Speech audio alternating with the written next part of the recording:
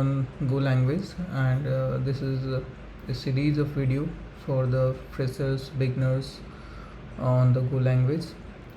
So today we'll learn how to use conditions, if conditions, and we'll also see how to use loops. So for if conditions, we just need to, if is syntax is same. If suppose I have a variable I which I defined here, and if I is and we have defined two variables x as well.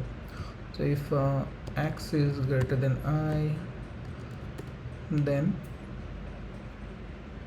fmt dot println x is greater. Okay, and so let's see if it runs. So here this is the condition check, and this is the body if the condition is true.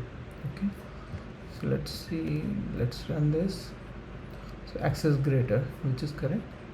So that's how you can use the if condition. Now let's see how we can use for. So here in case of for, I'll use another variable j, and since I don't need to define the variable type, that's why I'm using this j colon 0, j less than 5, j plus plus. Okay,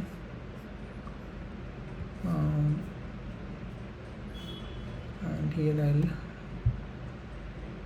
print fmt dot println value of j equal to j. Here the syntax invalid type. Why it's invalid type? Yeah. So as soon as I click on save, you can see it's getting auto formatted as well. So let's run this. See, value of j prints from 0 to 4 at just before 5 it will terminate. Now in this Go programming language, we don't have while loop or do while loop. There is only one loop, which is for loop.